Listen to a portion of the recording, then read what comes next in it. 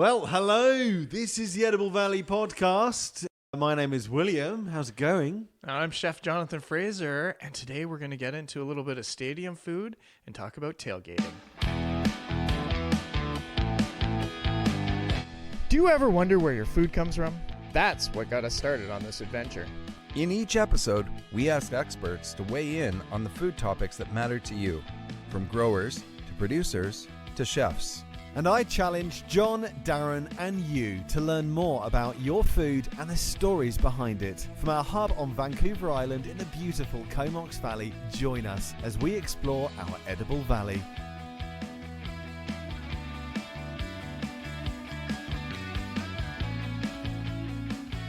So tailgating is something I had never heard of. It's about 2013. I was working for a radio station here in the Comox Valley, and I had to give away a tailgating beer fridge.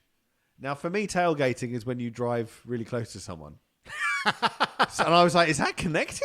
Like, is it? I just didn't. And I didn't have the foresight to just Google it.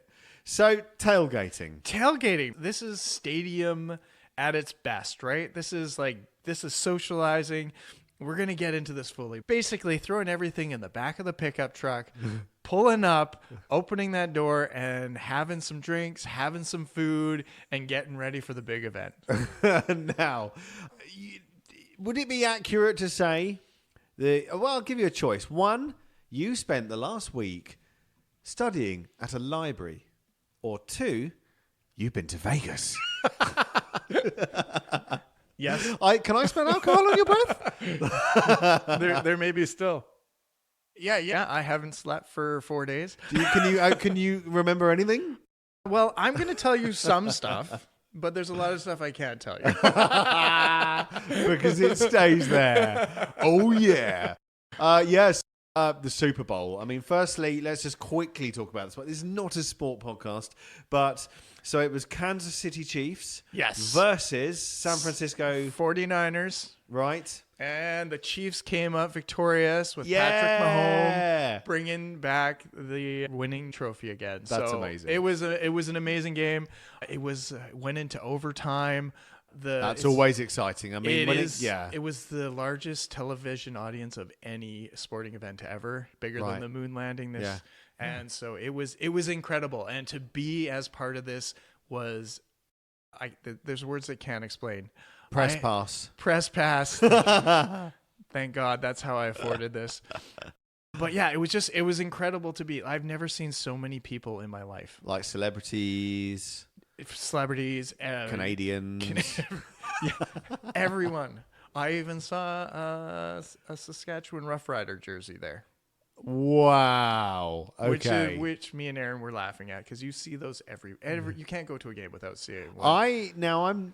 I am down in Southern California every now and then to see my sister, and I'm amazed. I only ever go there in the out of season because obviously it's nice to get out the Canadian winter, even the one on the island.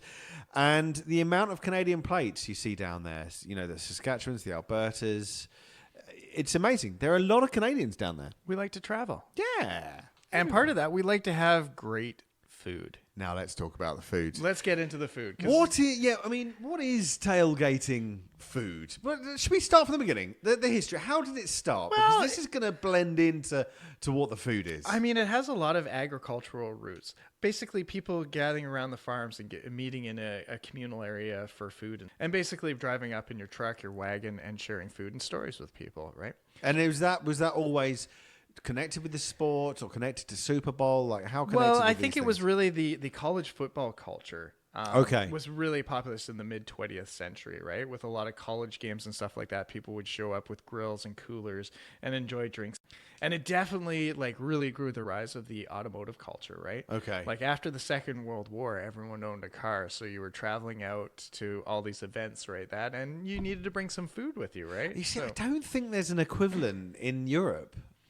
In terms of the UK, I don't think there's any.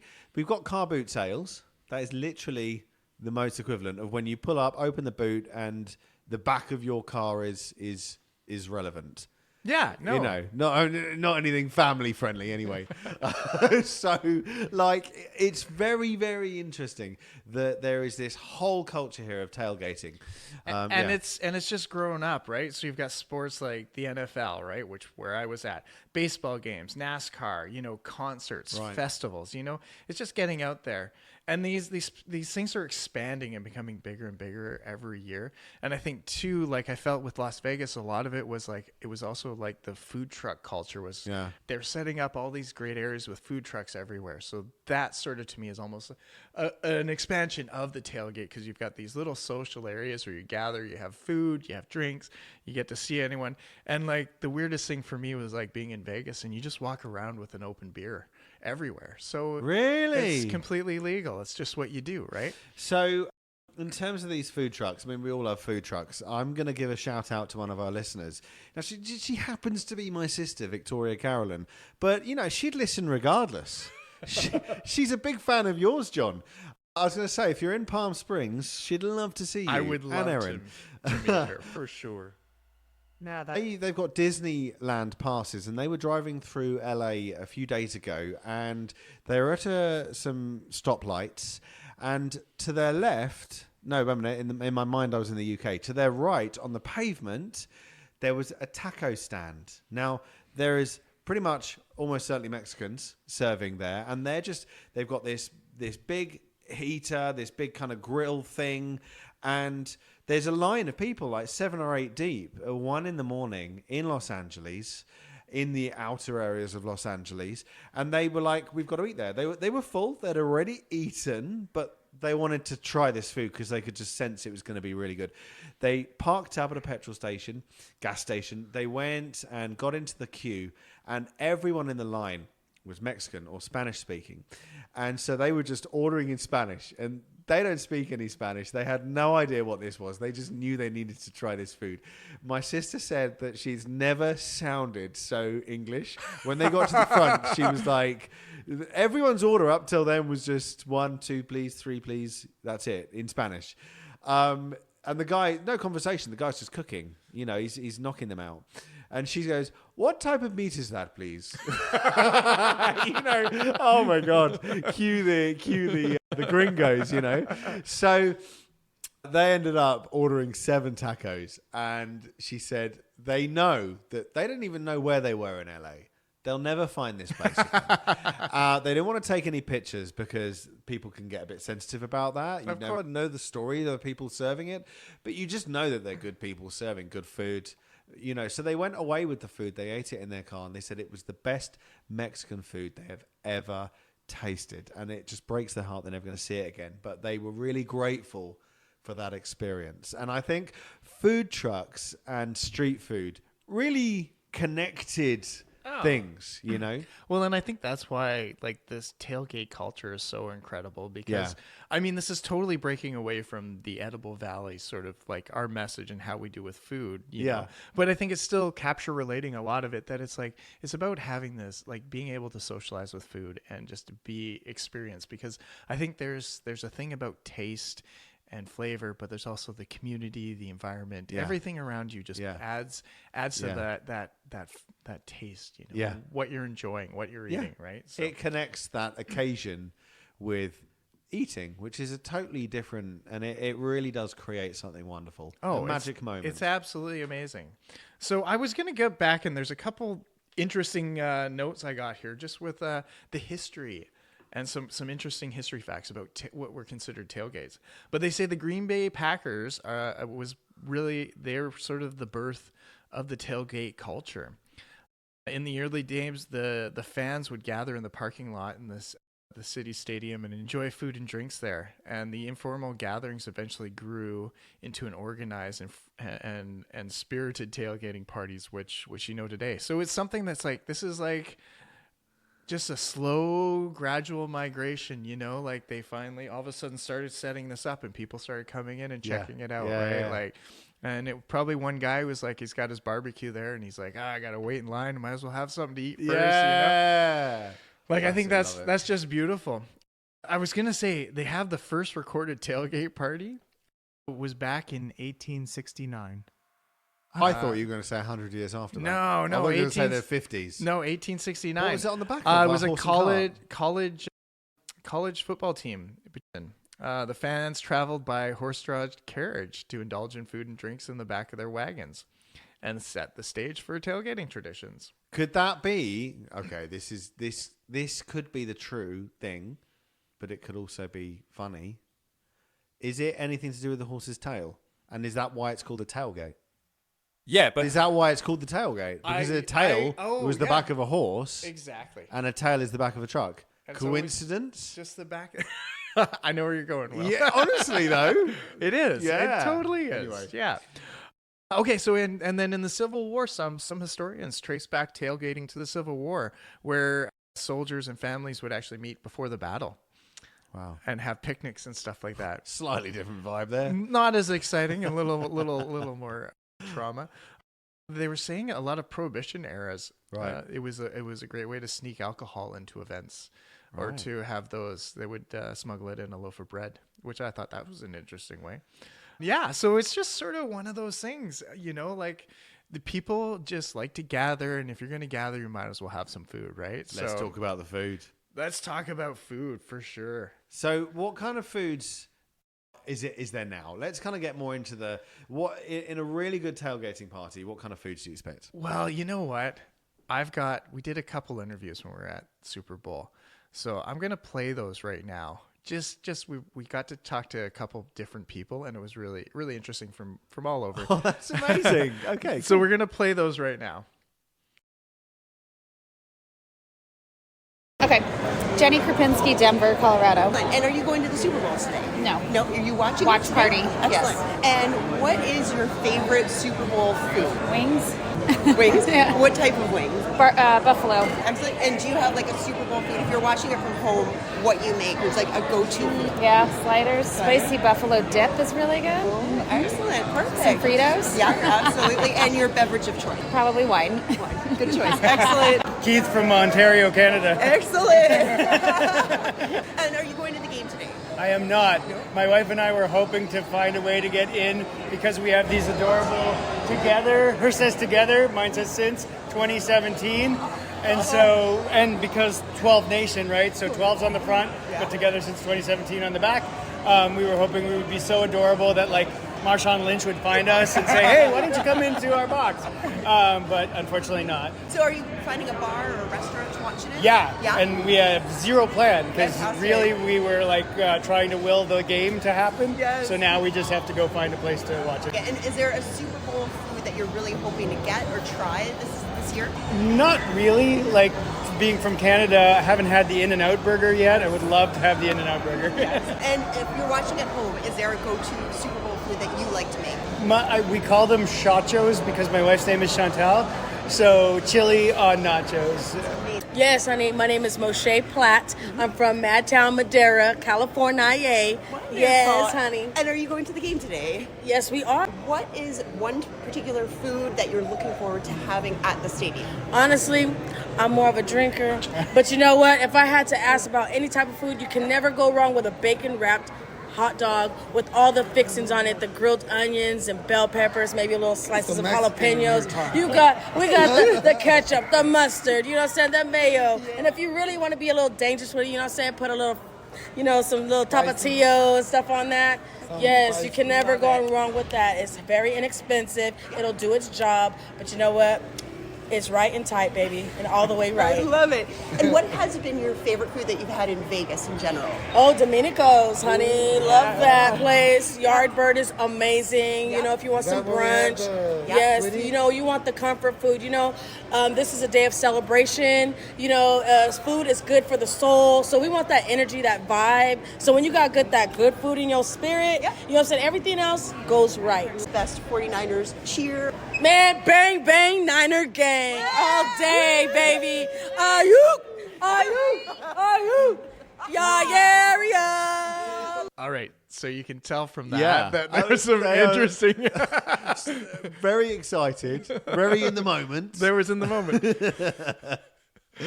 Love it. Anyways, it was just nice to talk to some people. Yeah. And just see the excitement. It kind of took me there. Yeah. You can almost taste the foods when they're talking. Exactly. Anyway, so let's get into some like traditional foods for tailgating, and let's go. They're always like hearty, they're flavorful, and they're easy to eat outdoors. Okay. So we're talking grilled meats. So there's nothing better than like burgers, hot dogs, sausages, bratwurst, chicken wings, which is like a Super Bowl staple, right? Yeah. You can do steaks or skewers. Ribs are a great crowd pleaser, right? Like it's grilled meat, because if you're going to do it on a barbecue and you can set it all up there, like that's the easy way. Barbecue's easy to bring out there, set up.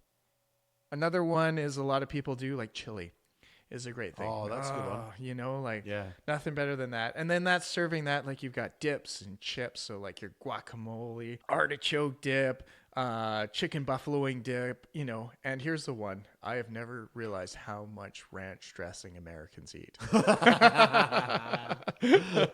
Yeah, I mean, obviously this is Canada, but my ranch dressing consumption has dramatically risen since I moved here. Really? Dramatically. I don't think I ever had, it was only mayo all the way in England, but yeah.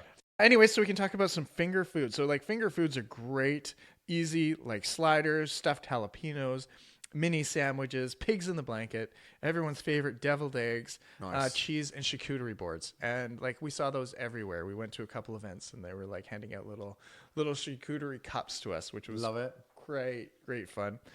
Let's hit nachos as another crowd favorite. Oh, yeah. You can never go wrong with pizza, right? I mean, pizza every time. Every time. You know what? Honestly, I think we ate pizza every morning for breakfast when I was there, because there was a pizza spot as we walked through every day, and it was it was great. And of course, as I was saying, wings are they are the classic game day favorite, right? Whether you've got hot wings, you've got, teriyaki barbecue, any way you do it, it's always good. And a little blue cheese dressing, or once again, ranch dressing, right? Boom, there you got it. Nice. And of course, don't forget some sweets. So like brownies, cookies, cupcakes. It's always a great way. Great fun, lots of great food. Wow. Okay. Well, I'm, as usual, starting to get hungry. I thought it would just be hot dogs. I really, really did. I thought it would just be hot dogs. So what is the average? If you're walking past the average tailgating party, is it really always that good, or is it ever just hot dogs? I think it's a little bit of mix, and it depends on where you are. Right. Yeah. As in, I didn't get to really get into it that much at Super Bowl. Yeah. Just because I was on the other side of the stadium for where it was all set up. And were you in the VIP section? I was in the media section, which it was not even inside the stadium. I was down these stairs in a tent, and there was helicopters flying over top of me every 5 minutes. So. Oh, yeah. That's Southern California, okay. So for me, it was great. But then when we entered in, there was like there were some, as they were calling them, tailgate parties, and they had musicians playing and bands going. Wow. They had the cheerleaders out there from both teams, rocking it out. So it was pretty astonishing. They're just like anything Las Vegas, on a normal day, it's an assault of the senses. I mean, you must have just been knackered when you arrived back on the island. Yeah. I don't know how the players went. Like, we were laughing. Like, the winning team there, we talked to some people on the flight back. Yeah. And they went out till 5 a.m. What? Yeah. And then I don't even know how to do that. And then the quarterback, Patrick Mahomes, was for interviews at 8:30 in the press conference room. Wow. And then later that afternoon, we saw he was in Disneyland. Must have been fun for him. He must have been knackered as well. You know what? You win the Super Bowl, that's what you get to do. These names. Now, can we talk about drink? I mean, is it just all these like Milwaukee's best, Miller Lite, Budweiser, is that kind of thing? No, there's a great thing. I mean, there's the iconic beer, right? Everyone goes for beer. And it was when we got to interview people, and some of them were telling us their favorite drinks. But like, so beer is like the traditional one, and it's usually a lighter beer, something you're going to enjoy, a nice lager. Yeah. A Pilsner are always a nice, good choice. Spirits or something, so you could do a spirit like vodka, rum, whiskey. Tequila are often a little bit of a tequila, especially when you're in Las Vegas, right? So you've got the drink, you can carry it anywhere. So it's an open drink policy. Is it just within the party or anywhere? This is region by region. You got to definitely... In Las Vegas, it's everywhere. Really? Yeah. So the average person... The only thing is you're not allowed glass. Okay, well, I believe in that strongly. So the average person, what are they carrying? Is it a can? Most people, I saw people carrying everything. There would be someone with a glass of wine, someone with a hard seltzer, like that. That's all what you'd sorts of see. things, yeah. Yeah, there would be all sorts of, whether they're drinking coolers or trying to paint myself in this location. Yeah, okay. no, and so it was. And if someone doesn't want to drink, maybe they're Well, driving. you know what? There's a lot of options, right? Soda is a great one. Sparkling water, iced tea, lemonade. I mean, you're going to get dehydrated out there, so sports drinks are always good. That's true. I mean, what was the temperature? Oh, it was probably about 10 degrees. It wasn't that hot. No, we were actually Celsius. Yes. Like it was, yes. So we were 10 degrees. No, it was about equivalent to what it was here. Oh, wow. We did not feel any. I'm amazed. Yeah. I looked on it looked like it was about 75, 80. No, it would warm up and then it would wow. cool down at night. Yeah. And then, of course, you can always do a nice mocktail for yourself. Yeah. So many there. Fruit infused water, cold brew coffee, a good old coffee, because I drank a lot of coffee when I was there to keep myself going. And where do people buy these drinks from? I mean, are they making it themselves? Well, if you're traditionally at your own tailgate party, you're bringing in your own beverages. Nice. And that's not a problem. It's usually not a problem because you got everything packed in your car and you're sharing with people. So it's just a good experience, right? And how does it change? So I'm focused very much on Las Vegas because I'm amazed that you went on this trip and got into the media room. But around, say I'm in Tennessee or Alabama or somewhere down south like that, what differences do you think you're going to see between regions? I think you're going to see things like definitely food preferences. Okay. Right? Like you're going to see definitely a difference between like Southern barbecue, bratwurst, depending on what region of the area you're going to be in, you're going to have different foods, right? Yeah, yeah. And I think every region has their own. So they kind of lean into what their own thing is. Oh, exactly. Yeah. I bet the Southwest Las Vegas is just very much probably a lot of Mexican food like tacos and stuff like that. Yeah, I would see that. I don't even think we mentioned tacos, but that's an excellent tailgating thing. Like you just grill that up on a barbecue, have some shells there or some soft tacos. They must just be the most popular food down there, actually, especially at that time. Oh yeah. Wow.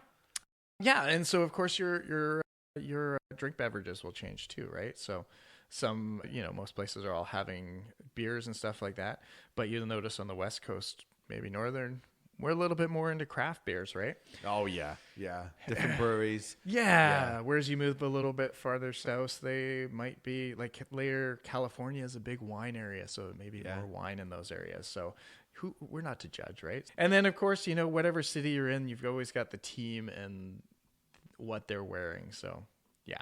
And everyone was wearing jerseys. I have never seen more red in my life. Really? I mean, both teams were red, but so everyone was. What were you guys wearing? We were just wearing something respectable because we were neutral. not trying to pick sides.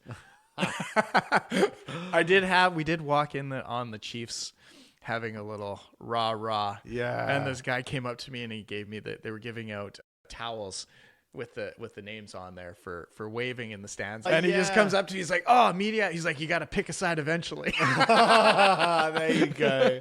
And you were San Francisco. I'm probably Kansas. I like the sound. I've never been to Kansas, but I'd like to one day. Yeah. Oh, wow. What other things can I tell you about? Well, let's talk a little bit about if you want to start a tailgating tradition.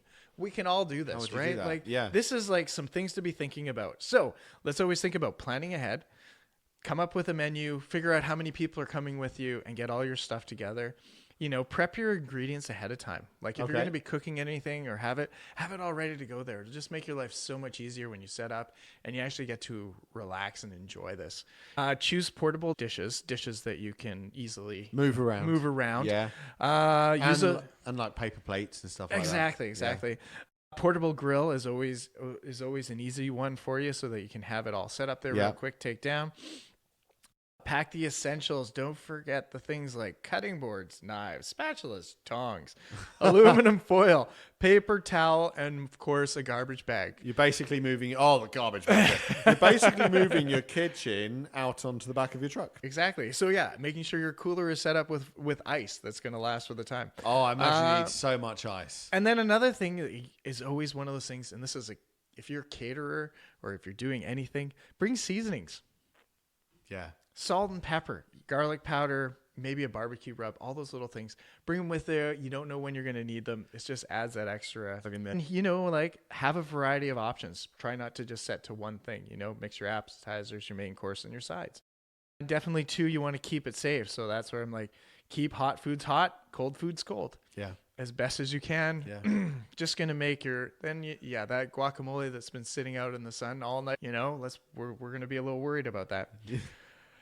The other thing too is like, making dishes ahead. Okay. Know? And then the most important fun. Yeah. Getting as much done ahead of time is really important. Yeah. And then this leads to the most important thing is have fun. You know, it's about enjoying food, good company, and don't stress too much about perfection. Focus on just creating a great environment, right? And just a great time. Love it.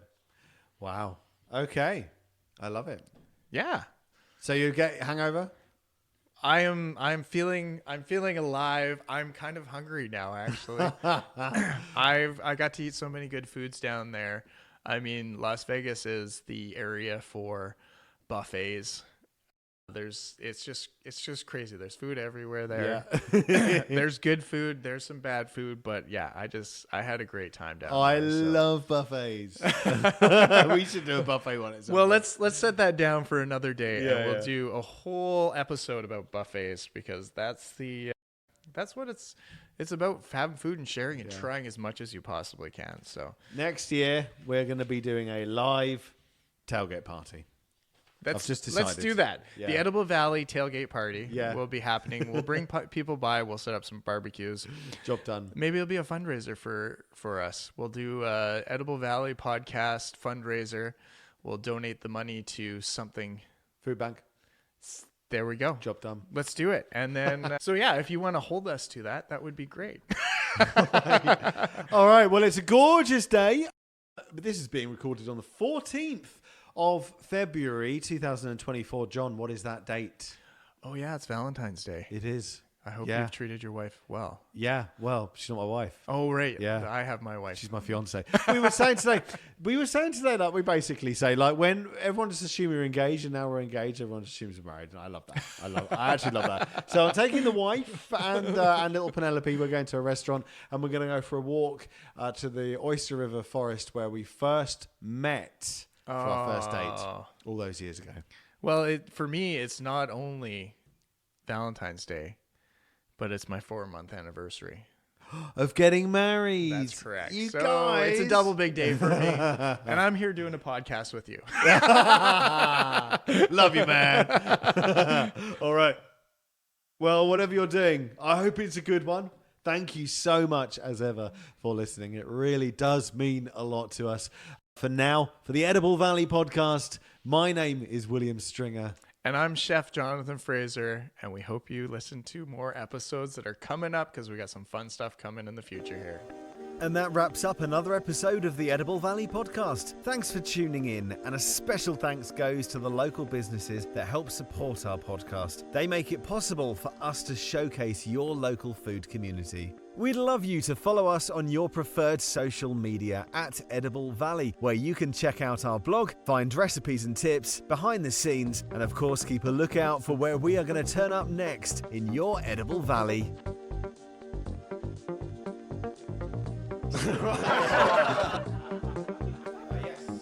Actually, you know what? I'm not getting any. Can you just make sure your mic's turned on?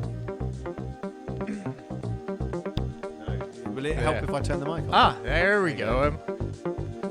Well, hello. This is the Edible Valley podcast. My name is William. How's it going? I'm Chef Jonathan Frazier.